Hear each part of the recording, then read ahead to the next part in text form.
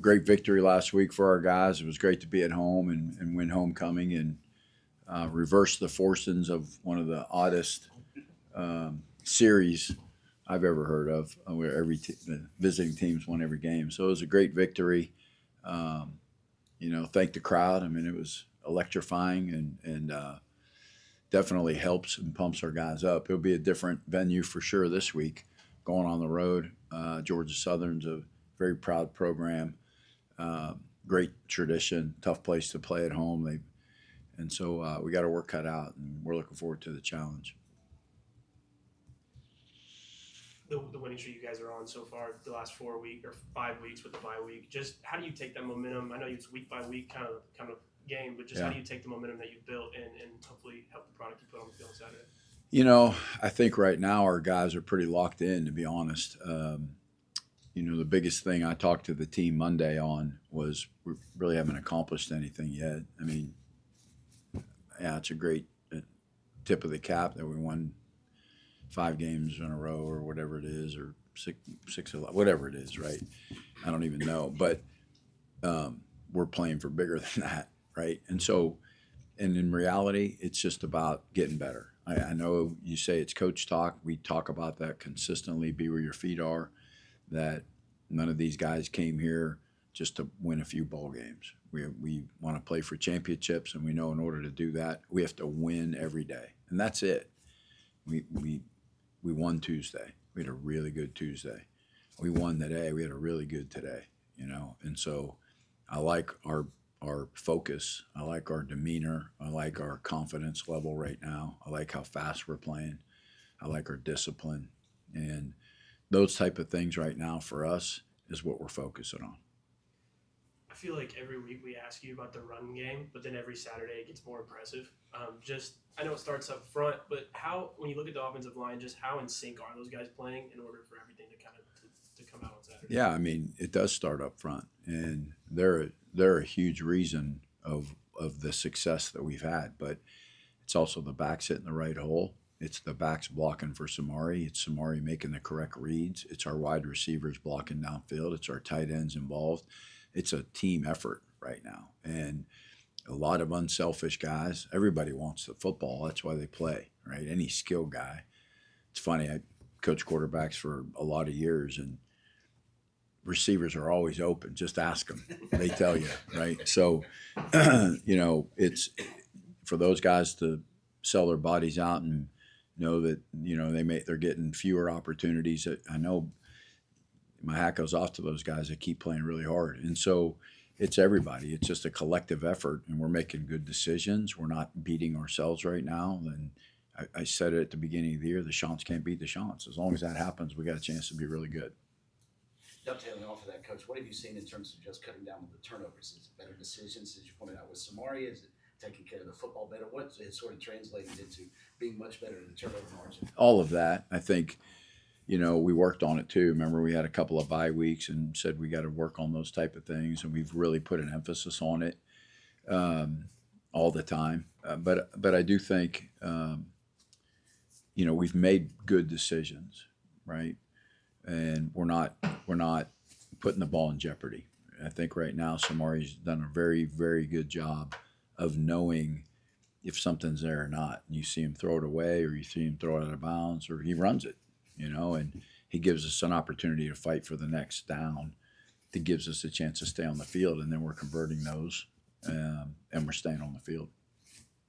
You talked about the wide receivers and the core group that you have, and Carmelo in particular, and been a huge focal point, but ended up with 2 touchdowns this past weekend. What does that say about the guys continuing to be able to work and wait for their opportunity? Yeah, and I talk to our players and team all the time about you never know when your time's going to come. And the beautiful thing, we have such great depth right now, and it's everybody.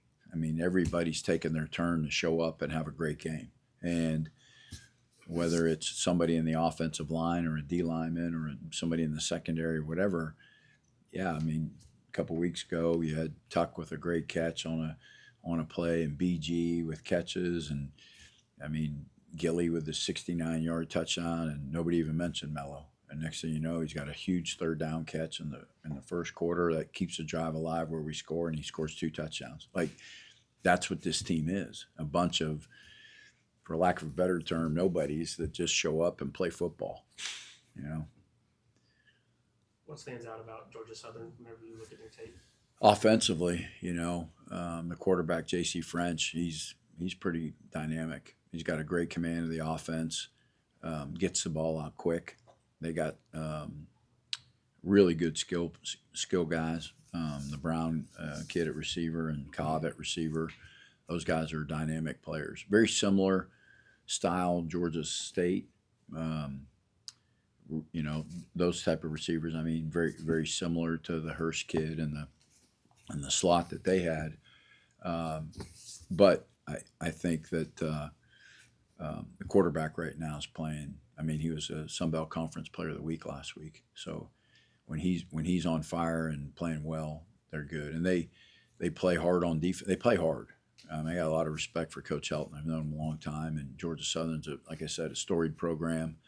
Been playing football for over 101 years, right? So they've won and they know how to win, and so does Coach Helton. And so they're gonna play hard, and we know that and respect that about them. And it's going to be a great challenge going down there for sure.